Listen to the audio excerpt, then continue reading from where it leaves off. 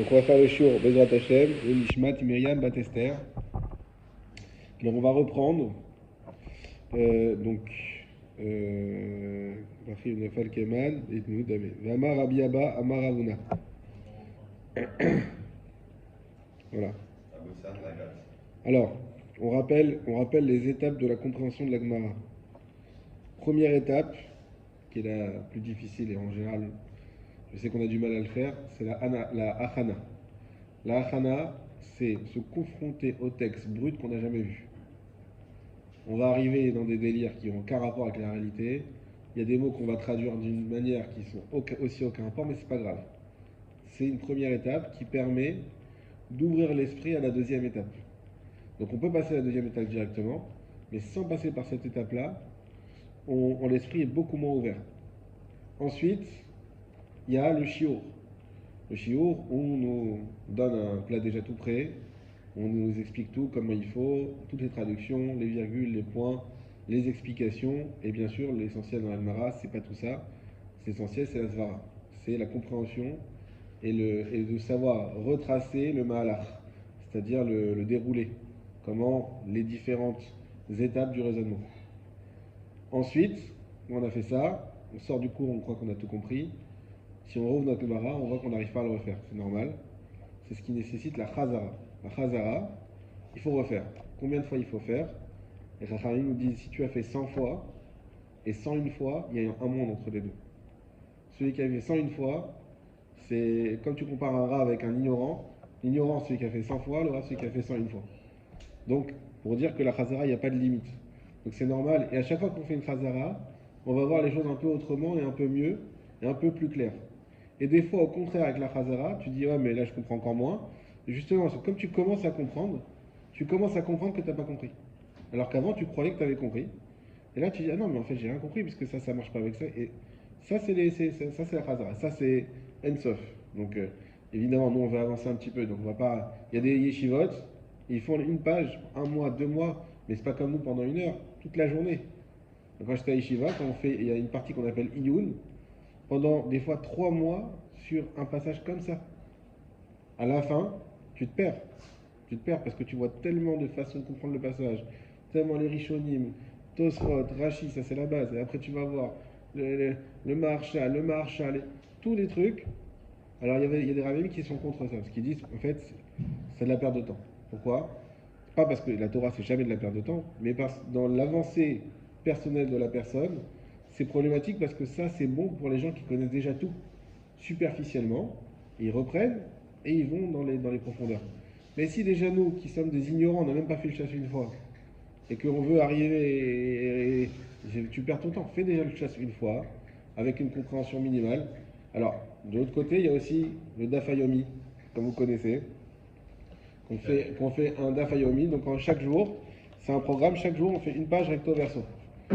Ça, de l'autre côté, il y en a qui sont contre aussi. Pourquoi? D'un côté, c'est extraordinaire parce qu'en 7 ans, c'est-à-dire une période qui est quand même relativement courte, tu as fait chasse, chose que peu de gens font dans leur vie. Donc en 7 ans, tu as fait toute la Gemara qui existe. C'est incroyable. Sauf qu'aujourd'hui, on veut tellement le faire vite et qu'en réalité, on n'a pas le temps de le faire. Avant, c'était en 1 heure. Maintenant, ils ont même fait en 30 minutes des Dafayomi. Le fait, tu comprends rien. Tu ne comprends rien. T'as même, même une Gemara facile comme Brachot ou Ta'anit, tu n'as rien compris. Donc tu n'as rien gagné. Parce que la Gemara, si tu comprends pas, malheureusement, hein, c'est rien, c'est FS. Si t'as pas fait un truc le but de la Gemara, c'est pas comme Teidim ou le Chumash, de lire des psukim, de lire. Même on comprend pas, on a lu quelque chose. La Gemara, c'est de la Torah orale. Le but, c'est la Zvara. Donc, si tu as travaillé la compréhension, là, tu es en train de faire de la Torah. Si tu n'as pas travaillé une compréhension, tu as fait une lecture comme tu viens de Teidim, tu n'as rien fait du tout. C'est pour ça qu'il y en a qui sont contre Dafayomi aussi, qui sont des fois trop rapides et surtout en plus c'est en vidéo, c'est pas en direct, c'est déjà encore plus difficile à comprendre. Et donc, d'un côté, il ne faut pas rester, si on n'a pas encore le niveau, des années sur un petit passage. D'un autre côté, il ne faut pas aller non plus trop vite que tu n'as rien compris. Donc on essaye ici de trouver le juste milieu. On avance sans pression de Dafayomi, sans non plus rester 10 ans sur un passage. On essaie d'avoir une compréhension globale et on avance. Et comme ça, on évolue. Et surtout, on se familiarise au texte. Parce que la Gemara, quelque chose aujourd'hui qui est peut-être réservé à certaines personnes, et la plupart des gens n'étudient pas la Gemara, mais c'est une erreur parce que c'est la base fondamentale de tout le judaïsme, c'est la Gemara. C'est ça qui fait qu'il y a encore un peuple juif aujourd'hui, c'est la Gemara. Donc c'est très important, même si c'est une fois par semaine un petit peu, ce qui fait faire plus c'est toujours mieux, mais d'avoir un CDR de Gemara. Même si c'est dur, même si on ne comprend pas bien, c'est pas grave. Un petit peu par semaine, comme on fait, et peut-être on fera plus, peut-être attaché dans les années à venir, mais un petit peu par semaine, et comme ça on avance. Donc c'est pas grave si on ne comprend pas, l'essentiel qu'on essaye, et que t'inquiète pas qu'à un moment donné tu vas te rendre compte que tu as avancé. Alors, tout ça c'était l'introduction, la DAF Aleph. Maintenant on passe à la DAF Yud Gimel. Hamoud Bet, voilà. Ve'amar Rabbi Abba bar Ravuna. Rabbi Abba, il a dit au nom de Ravuna. Abotzer Legat, celui qui vendange pour faire du vin. Rien de plus simple, un agriculteur qui ramasse son raisin pour faire du vin. En lo yadot, littéralement, il n'y a pas de manche, il n'y a pas de poignée. On a expliqué, c'est quoi en lo yadot, c'est Rachi qui explique, mais je vais vous faire alors directement.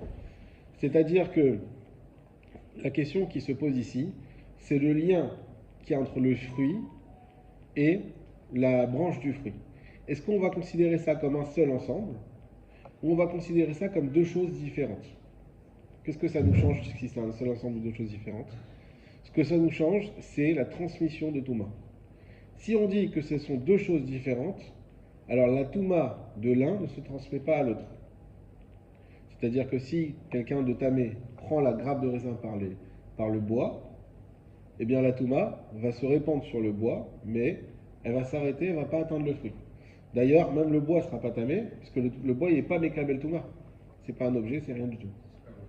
C'est pas un fruit, c'est pas un keli. Donc, ce qui est important, c'est le raisin, il reste à or. Quelqu'un de tamé qui a pris le raisin par le bois, le raisin, le fruit reste à or. C'est ça que ça change. Par contre, si on n'avait pas dit ça, si on avait dit non, c'est un seul ensemble, donc dans un seul ensemble, quand tu touches, ça se répand partout. Et là, le raisin aurait été tamé. Ça va? Donc maintenant, qu'est-ce qui nous fait décider est-ce que c'est un ensemble ou est-ce que c'est deux choses différentes? Alors physiquement, vous comprenez la question, parce que physiquement, on voit bien que c'est relié, donc c'est un ensemble. Et physiquement, on voit bien que le bois est différent des fruits. Donc on comprend qu'il y a aussi matière à séparer. Maintenant, qu'est-ce qui nous fait dans la halakha pencher vers l'un ou vers l'autre? C'est de savoir, est-ce que l'un va servir à l'autre ou est-ce que l'un dérange l'autre? Ça va être l'intérêt. Si l'un sert à l'autre, pour écrire une thèse là-dessus, c'est pas, si l'un sert l'autre, on comprend que c'est un seul ensemble. Si j'ai besoin du bois pour arriver au fruit, ou que le fruit est nécessaire au bois, on ne voit pas comment, mais peu importe, s'il y a une interaction entre les deux, il y a une communauté d'intérêt, là on va dire oui, c'est une seule chose, et la Touma se transmet. Si on dit non, s'il n'y a pas de communauté d'intérêt, on va dire non, au contraire, l'un dérange l'autre. Donc ça va aller dans le sens de les séparer, de dire que l'un n'est pas assimilé à l'autre, il y a le bois d'un côté, le raisin de l'autre, le fruit de l'autre, quand bien même ils sont rattachés. Ça va? La halakha, on dit quoi? On dit ça dépend dans quel cadre on est. Dans le cadre de Botser, c'est-à-dire les vendanges, notre but c'est quoi? De récupérer le raisin pour en faire du vin. Dans ce cadre, le bois te dérange. Fondamentalement, le bois il te dérange puisque tu n'as pas envie de presser le bois avec le raisin. Je pense pas que ça va donner un bon goût. Peut-être c'est ça qu'on appelle boiser, j'en sais rien. Mais ça c'est pour le ski. Alors, donc c'est pas bon. C'est le fruit qui donne le goût. Ah, Razak. Les emballages, c'est pris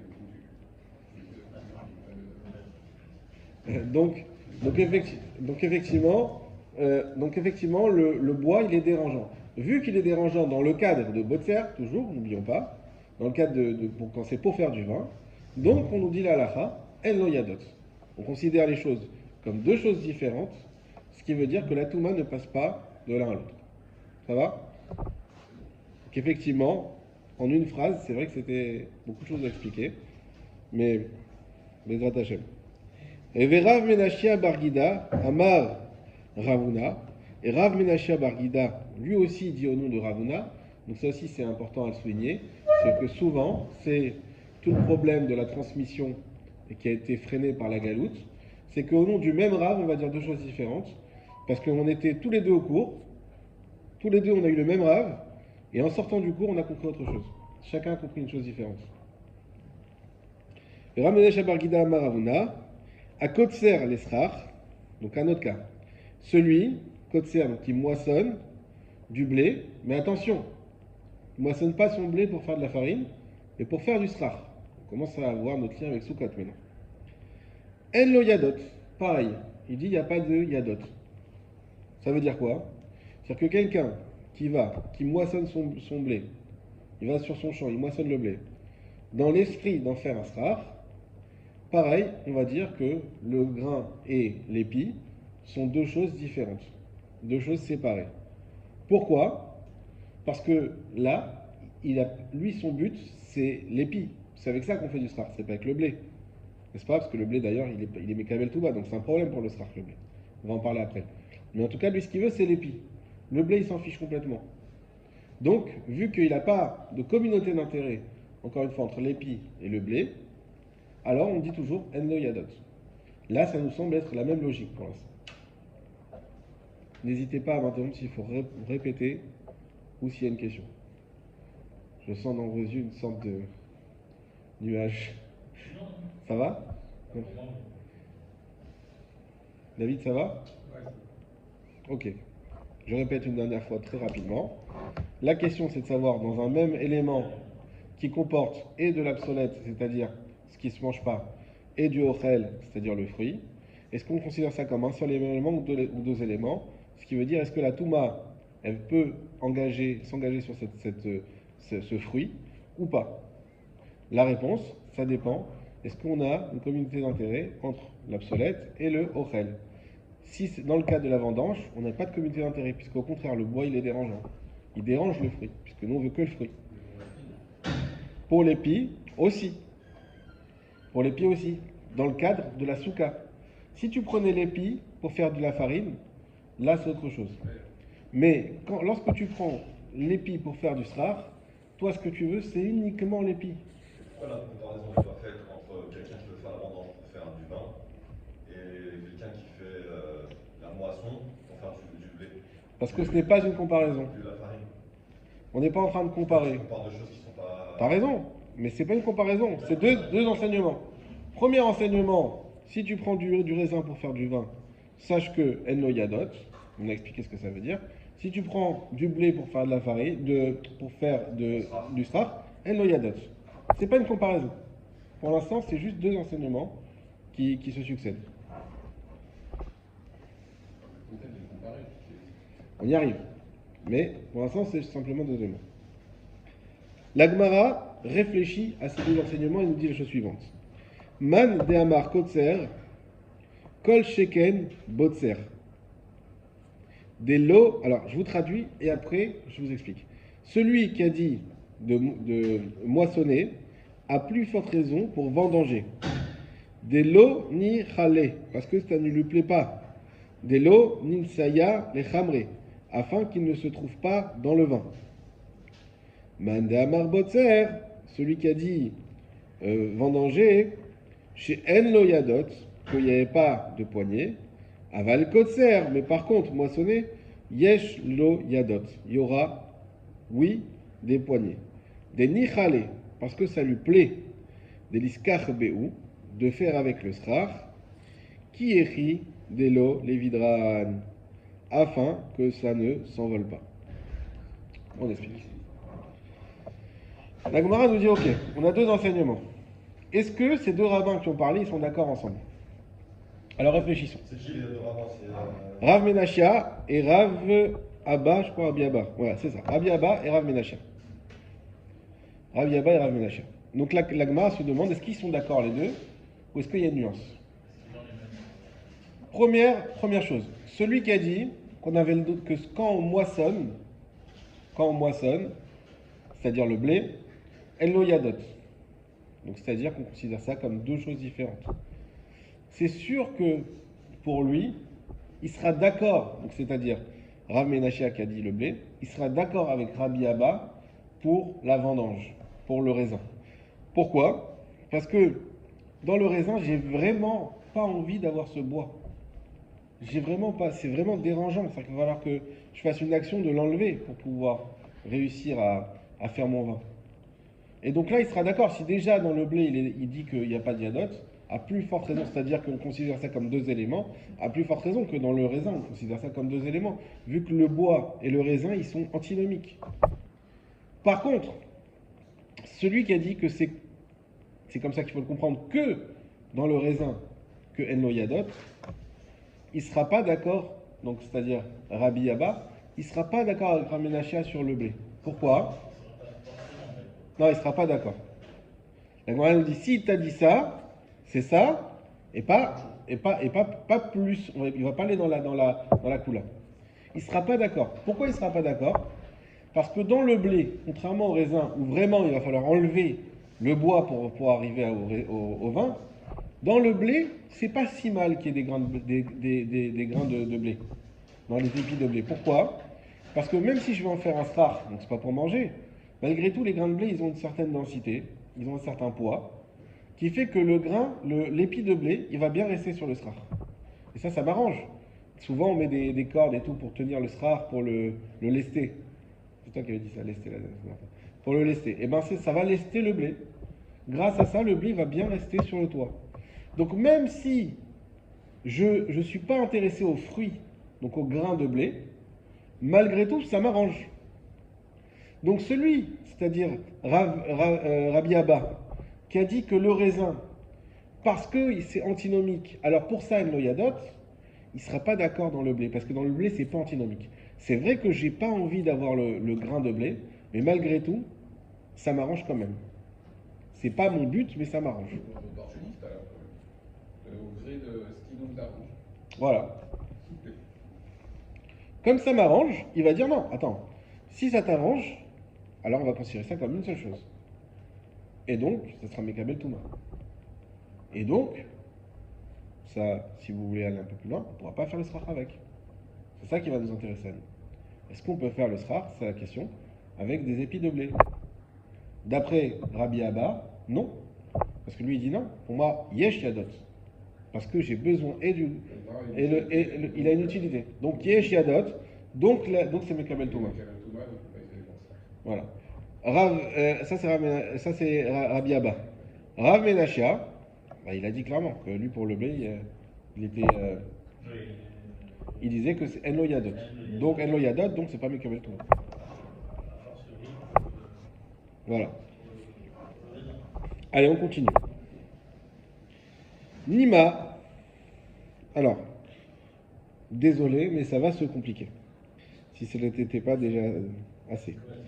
Nima, j'aurais dit, des Rav Menachia Bar Gida, que Rav Menachia Bar Gida, donc celui qui a dit quoi? Qui a parlé du blé. Knaïhi,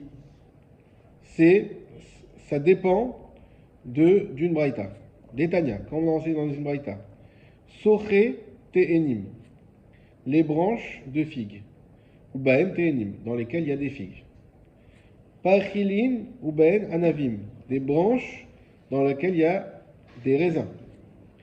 Kashin ou Baen Shibolim, des épis dans lesquels il y a du blé. Donc, vous avez compris à chaque fois, c'est la branche avec son fruit. Mechabdot ou Baen Tmarim, des branches dans lesquelles il y a des dattes. Kulan, tout ça. Im solet meruba al-ochalim kshera.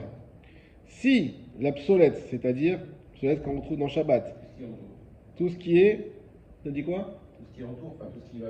Voilà, tout ce qui n'est pas le fruit. C'est ça ce qu'on appelle la psolette. Meruba, si la psolette, elle est plus importante, majoritaire, à la ochalim, sur le fruit, kshera, c'est kasher. Donc le fruit, c'est l'huile obsolète. Exactement. Vimlav, psoula. Sinon, pas soul. On parle de quoi? Est-ce que c'est kasher ou pas soul? S'il y a plus de fruits que. C'est quoi kasher? C'est pas kasher, il faut une théouda, c'est quoi? Kasher pour le srach. Pour le srach.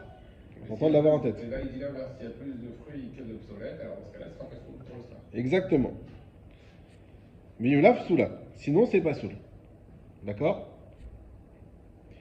Acherim omrim. C'est qui Acherim? Elisha ben Avouya, l'élève de Rabbi Meir. On dit aussi au pluriel. Oui. Je crois qu'on dit que ça. Isha ben Ovia, le maître de Rabbi Meir, Chazak. Le maître de Rabbi Meir, pardon. Acher ou Acherim, nous comme jus de chaussette aujourd'hui, ça c'est pareil. Acherim. Omrim, Ad Shiyu Kashin Merubin.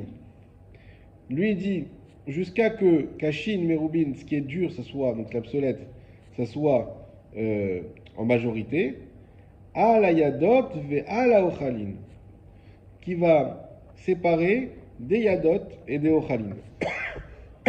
Je vous explique. Les Yadot, donc on a expliqué les poignets et la nourriture.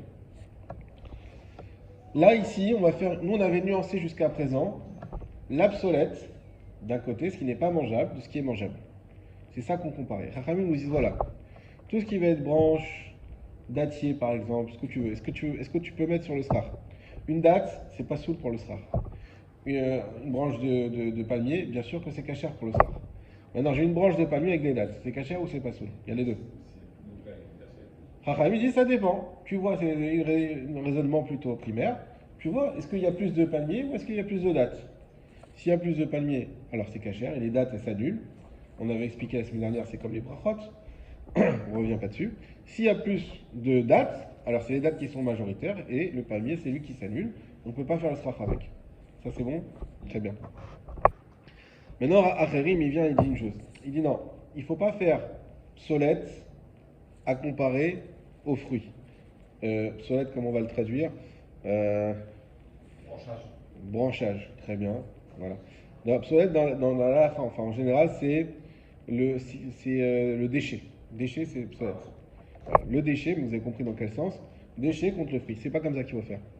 Acherim, il dit il faut faire effectivement cette comparaison, mais dans le cadre fruit, on ne va pas mettre juste le fruit. Le fruit plus l'endroit du branchage qui se relie au fruit. C'est-à-dire, par exemple, dans les raisins, vous avez le bois, et vous avez des petits trucs comme ça, des petits trucs de bois plus fins, et au bout, il y a le raisin. Et il dit, bah, ce truc-là fin, ça fait partie du fruit. Quand tu compares, est-ce qu'il y a plus de psolète, est-ce qu'il y a plus de déchets, ou est-ce qu'il y a plus de fruits, dans fruit, tu inclus ce petit côté-là. Ça va? Ça, c'est notre braïta, qui n'a rien à voir, a priori, avec ce qu'on a dit avant. Mais elle va nous servir. De là, on va avoir un raisonnement, qui est le suivant.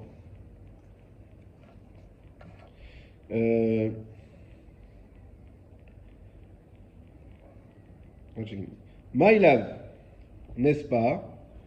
Beha kamifligé, que c'est sur ça qu'ils sont en marloquette. Demar savar yesh lahen yadot.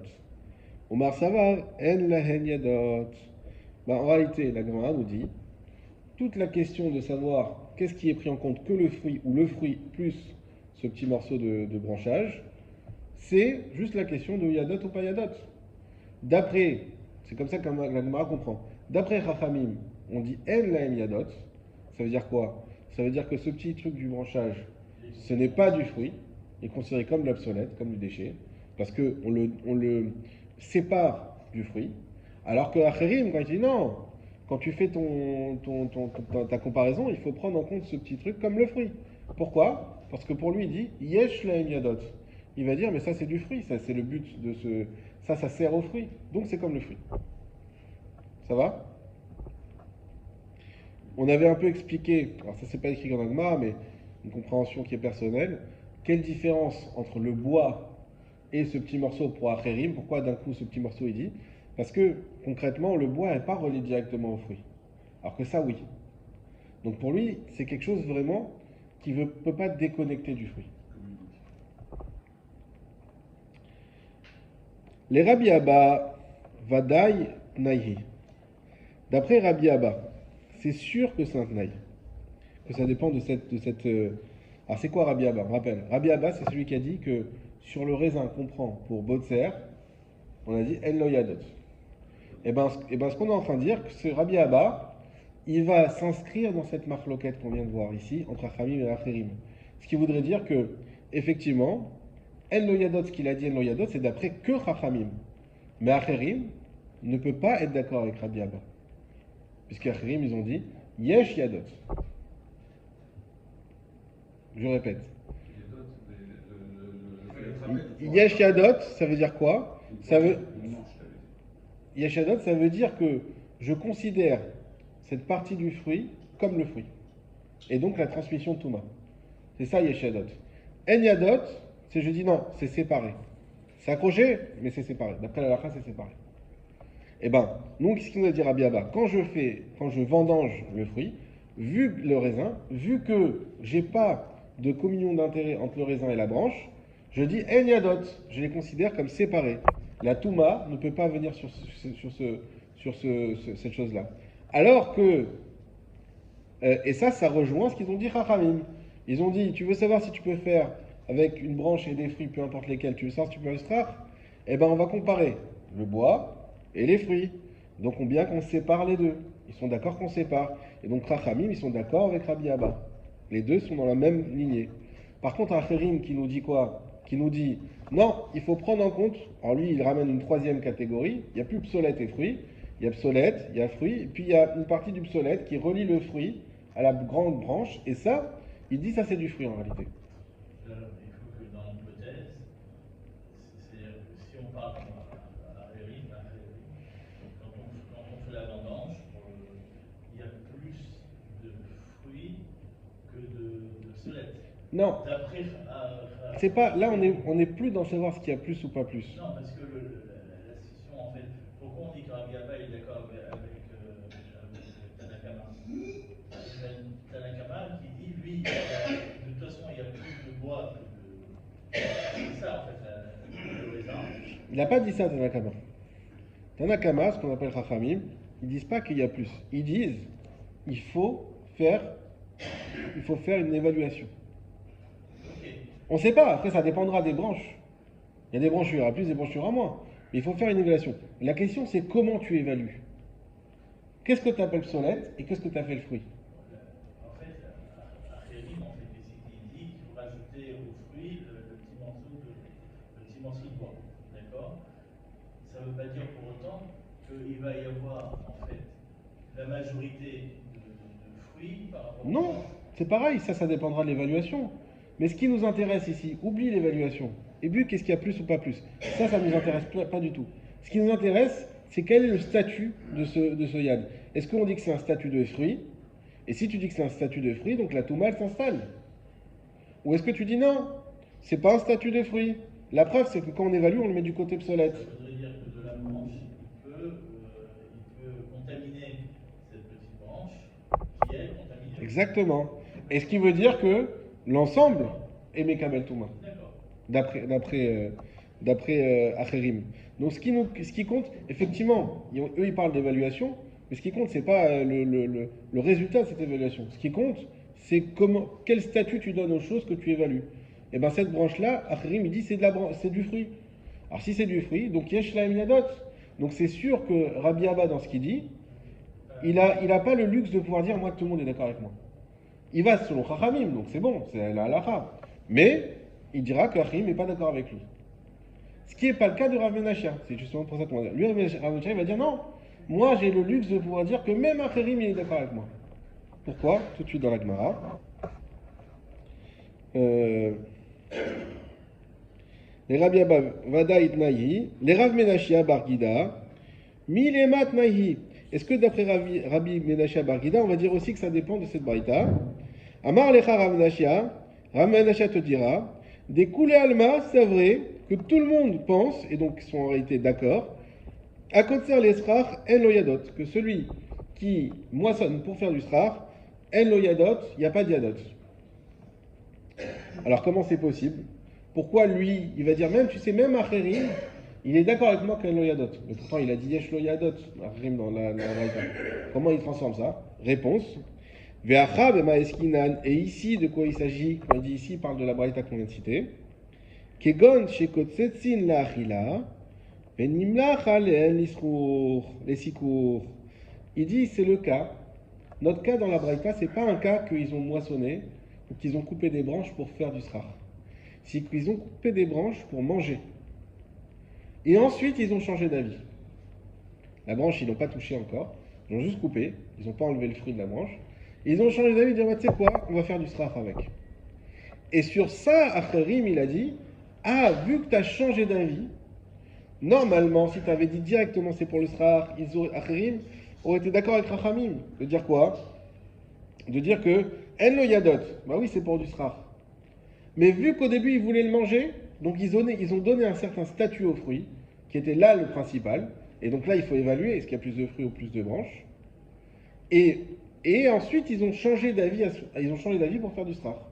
Vu qu'ils ont changé d'avis, pour ça, Acherim, il dit que Yesh lo yadot. Mais lui, il dit que s'ils n'avaient pas changé d'avis, bien sûr qu'Acherim, il aurait été d'accord que En lo yadot. Et donc finalement, il arrive à dire que tout le monde est d'accord avec son cas, que dès lors qu'on coupe des branches, que ce soit du blé, ce que vous voulez, du raisin, des dattes, des figues, etc., dès lors qu'on coupe, dans l'idée de base de faire du srar, on s'en fiche de l'évaluation, même s'il y a 100 fois plus de fruits. Vu que c'est pour faire du srar, donc pour nous, ça y est, c'est du srar kasher. C'est dénué de tout intérêt consommable. Voilà. Et donc le fruit n'a plus de valeur. Et donc ce sera kasher.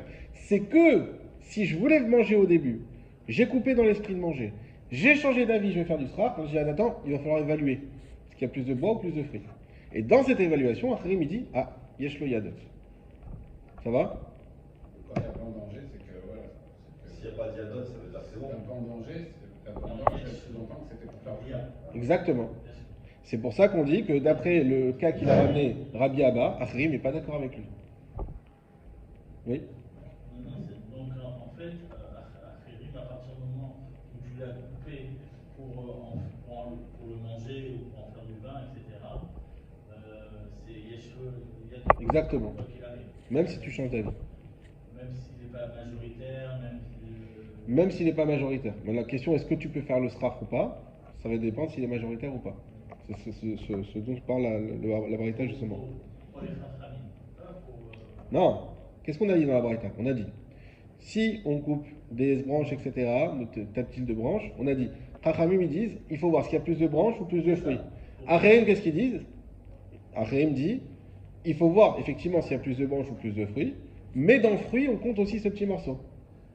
Mais en fait, oui, d'accord, mais moi ce que j'avais compris, c'est qu'il y a une transmission de Touma de la branche qu'on appelle Select, et de la petite une transmission de Touma de cette branche-là à la petite branche qui est reliée au fruit. Et donc à partir du moment où cette petite branche, elle attrape la Touma, elle peut la transmettre au fruit. Alors ça, ce n'est vrai que si l'ensemble est Mekabel Touma. Et comment on sait si l'ensemble est Mekabel Touma? Voilà. Chazak. Et dans la majorité, qu'est-ce que je compte? C'est ça la marloquette. Est-ce que je compte ça dans le fruit ou est-ce que je compte ça dans le solette? Ok. On continue. Et ça, on aura 3 minutes de chidouche. C'est ce qu'on n'avait pas encore fait. Mais l'essentiel, comme on a dit, c'est d'avancer. Amar lecha Rav Menashe, de Kul Almas, on a dit. Vacham Eskenaz. Voilà. Ikotsetsan leachila. Ma taimayu de Rabanan. La Gemara dit attends. Rav Menashia, t'es hyper sympa. T'es en train de nous transformer la Braïta à ton avantage en disant tu sais de quoi il s'agit? Si toi tu lis la Braïta, tu crois qu'il voulait faire un srar? Non, au début il voulait manger. Il a changé d'avis. Tout ça, c'est pas écrit dans la Braïta. Mais il dit ça, ça l'arrange parce que grâce à ça, tout le monde est d'accord avec lui. Il dit ok. Mais si on dit ça, mais même Chachamim vont être d'accord que Yesh lo yadot. Pourquoi Chachamim? Comment Chachamim vont oser dire que si toi depuis le début tu voulais le couper pour faire des fruits, pour manger les fruits, comment ils vont oser dire que lo yadot? Puisque tu as déjà donné une importance aux fruits. Donc nous, Rav Menashe, on veut bien écouter parce que dans les Braïtot, c'est vrai que tout n'est pas écrit. Donc c'est possible que le contexte que tu ramènes, il n'est pas écrit dedans, mais il faut prouver que ça soit aussi en adéquation avec ce qui est écrit. Et que Chachamim disent non, mais nous on dit En lo yadot, mais au début on voulait le fruit. C'est sûr que Yesh lo yadot. C'est-à-dire que l'avis de Acherim, c'est un avis qui est tellement logique qu'il aurait dû être celui de Chachamim aussi. Réponse. Vechitema kasavre rabanan kevan denimlach alehen lesichur batal ale marshavato. Et si tu veux dire, alors quand on commence Vechitema, c'est qu'on va dire une chose qu'on va réfuter. D'accord? On va dire, et si tu veux dire que ça pourrait t'arranger, ça répond à la question, en fait non, impossible de dire ça. Alors c'est quoi qu'on veut dire? La question qu'on développe ici, quand j'ai donné uniquement avec ma marshava un statut à quelque chose et que je veux changer son statut. Un exemple, il y a un keli, moi je suis orfèvre, d'accord? Je fais des kelis, je suis artisan, et à un moment, le keli, je sais pas si je lui mets une couche de vernis en plus ou pas. Je dis non, voilà, il est brut, il a un style comme ça. C'est très beau. Allez hop, on va le mettre à la vente comme ça. Puis le lendemain, je me réveille et je vois dans la rue des autres Kelly ou comme ça qui m'inspirent. Je dis non, non, franchement, là, c'est pas, il n'est pas fini. Il faudrait que je mette une couche de vernis pour le finir. La question, est-ce qu'il a eu son statut? Moi, qu'en disant ça, il est fini, je vais donner son statut de Kelly. Avec toutes les incidences halachiques que ça a. Pour la Touma, pour Shabbat, pour ce que vous voulez. Il n'est pas moussé Shabbat et tout. Maintenant, moi, quand je décide de dire non, finalement, il n'est pas fini. Est-ce que ma nouvelle pensée a annulé ma première pensée? Est-ce qu'elle a ce pouvoir ou pas? Ou est-ce qu'une fois que j'ai décidé de quelque chose, c'est fini? Il y a aussi ce cas, par exemple, à l'époque du Beth Amikdash, quand on décidait de donner, ce mouton, je le donne au Beth Amikdash. J'ai pas fait une croix dessus, j'ai rien fait. J'ai juste décidé. Et après, j'ai dit non, finalement, non, parce qu'il a son pote là-bas, je vais laisser ensemble. Je vais donner plutôt celui-là. J'ai le droit de faire ça ou pas? Aujourd'hui, il y a cette halakha aussi. Alors, on ne répondra pas évidemment maintenant, mais comme ça, vous verrez la semaine prochaine. On a cette halakha, vous savez pourquoi? Pour les toilettes, dans les maisons. Quand on décide de mettre, vous savez que les toilettes, c'est un endroit qui est tamé par essence, qui est impur. Donc, on ne peut pas étudier la Torah dedans, on ne peut même pas penser de Torah, etc. Maintenant, si moi je suis Kablan, et je décide de faire les toilettes dans toute la colonne, dans tous les étages, à cet endroit-là. Et après, il y a un truc qui fait que je dis, tu sais quoi, là c'est mieux de mettre plutôt une salle de bain, et on fera les toilettes à côté. Mais il y a un problème dans l'ara, parce que maintenant, toi, tu as déjà dit dans ta tête, t'as rien mis encore, hein, t'as pas mis de toilette, t'as rien fait. Mais même pas d'eau encore. Mais dans ta tête, tu as décidé de faire. Est-ce que tu peux annuler ta première pensée avec une nouvelle pensée? La semaine prochaine, des